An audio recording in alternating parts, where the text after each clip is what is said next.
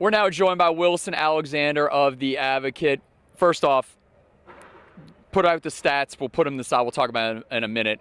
Just watching this game in the press box, what were you thinking as the points kept racking up and going and the bad defense was happening for LSU? What were your initial thoughts when you're watching this thing go down? Ole Miss exposed every defensive concern that LSU has had this season. It was running the football effectively. It was attacking the secondary. There were a ton of missed tackles. That has been a problem all year, and particularly in this game. Everything that we had worried about with LSU's defense to this point in the season was sort of showed up in this game all in one really ugly way. And so, LSU is doing everything it needs to do offensively to win. You score 49 points, 637 yards of total offense, and you lose. That is hard to fathom. It's hard really in a lot of ways, but it's really just a total breakdown on the defensive side of the ball. Yeah, and they set a record, giving up the most yards ever in LSU football history.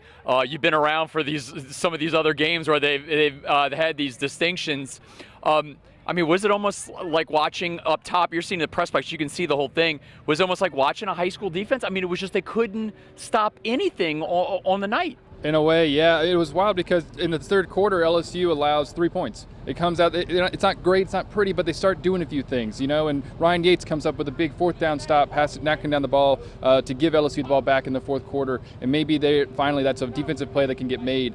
But Ole Miss ends up scoring 21 points in the fourth quarter. The defense wore out. Nothing that they were doing was working. They started a game in a 3-3-5, which is something they have not done this season. They switched it back to two linebackers and some different things what they've kind of normally done in their base.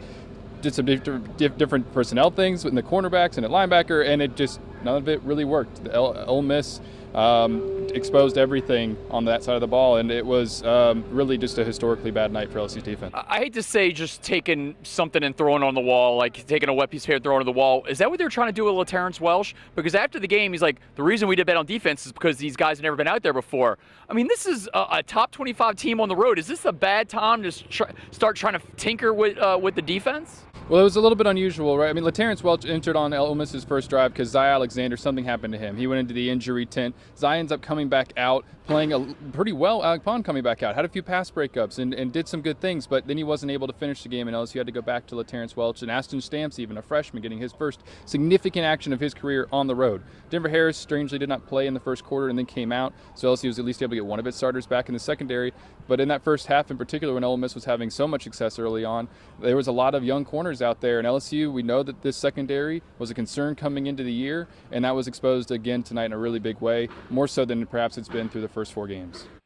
All right, where do we go from here? There's a lot of season left. As Brian Kelly said in his post-game presser, they're not canceling the season. It's going to go on. But my goodness, you're going to Mizzou next week, who's a top 25 team. You got some big teams on the road. You got Auburn coming home, and Auburn looked really strong against Georgia on Saturday night. Where does this team go from here? Because obviously it's not the offense's problem right now. No, you just have to make improvement on defense and continue to do what you were doing on offense. Sure, LSU could have maybe made a few plays at the end offensively, close out a drive or something like that, and maybe put that game away on the offensive side. But again, we scored 49 points. You're doing everything that you need to be able to do. And so it's regrouping on the defensive side of the ball. It's getting better at tackling, run fits, assignment correct, and all these things that Brian Kelly's talking about. It's really basic fundamental stuff that isn't happening. And can it happen in the middle of a season? We'll find out. It does not get easier. You go to Missouri and Luther Burden, who's a really good wide receiver over there. Like you said, Auburn seems like it can be a threat at some point. And so there's still, a season out in front of you. But LSU's got 2 losses right now, pretty early in the year, a lot earlier than people thought that they might. And internally, though, there's a lot of football left to play, and they're going to have to find a way to clean up their mistakes in order to have a successful rest of the season. We saw LSU halfway through the year last year be 4-2 and up winning the SEC West. We don't know, of course, if that's going to happen again this year, but it just goes to show that there is football left to be played, important football left to be played, if they can get better. Fantastic information, as always, from Wilson Alexander.